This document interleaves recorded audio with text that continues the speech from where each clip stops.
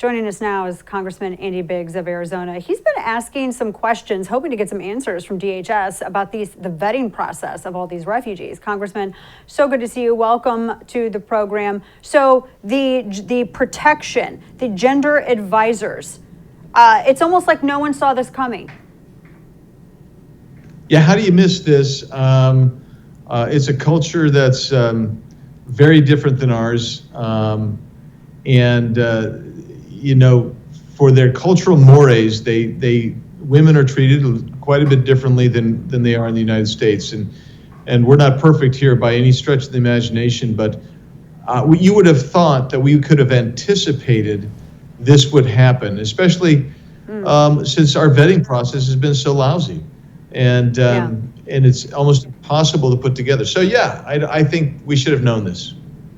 And it seems, and you stated something obvious here too, as well, because I mean, there's two very different forms of jurisprudence that take place. I mean, when you look at Sharia, Islamic jurisprudence, and you look at the laws and the justice that we have in the United States, you know, beating women and caning them, that's not usually something that we do here as a penalty in the United States, and you know, nor is any kind of domestic abuse ever sanctioned within the home as being, you know, the husband taking the wife to task, and women can walk into the courtrooms here in the United States, whereas you can't really do something like that in any country that honors Sharia as its governance. And so it seems a little short-sighted that this wasn't anticipated, but at the same time, Congressman, we could have perhaps avoided some, if not all of this, if only the administration saw what a lot of, you know, you and Congress had seen, you know, years out, that this wasn't going so well in Afghanistan and something was going to have to be done.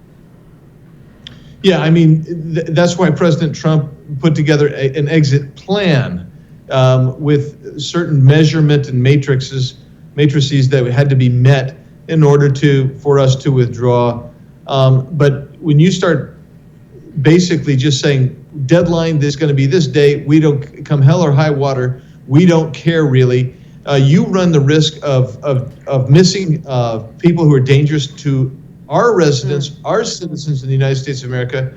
You also run the risk of not knowing who you're bringing in with vis-a-vis the Afghan culture. So when you mention Sharia law, that's exactly right. It's a very different law. It should not be overlaid on our law. Our law is, if you're going to be in America, you need to follow our Constitution, our laws, and have respect for those. And, you know, women don't walk out on the street alone under Sharia law. And that's what some of the complaints have been, is you get a single woman, she's walking alone, and she's going to be harassed and harangued, sometimes physically, sometimes verbally accosted, simply for walking along a pathway by herself. This is intolerable for the United States of America, and these folks need to be acculturated to who we are. And I'm stunned still that we're going to appoint advisors or instructors or mentors on how to treat each other.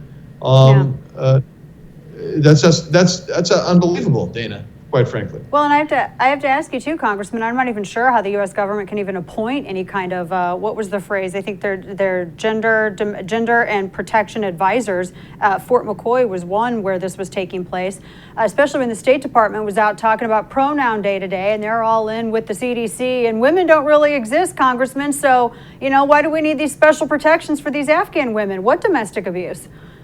Well, I mean, yeah, we're going to start talking about birthing persons and that type of thing. I mean, we are so woke in the United States of America, whether it's the State Department or military or schools or any of our institutions, that you're right. I mean, how do we appoint these types of folks to get in there, and how will they be received? I mean, that's the other thing. How will they be received because of this very different culture? And I mean, cultures can be bridged, but there has to be willingness and an understanding and a desire to bridge those cultures. But this notion of Sharia law superseding American law, that just can't be tolerated, because if it is, then we'll never bridge a culture. These folks will never be able to assimilate into our society if they're going to be here for any length of time.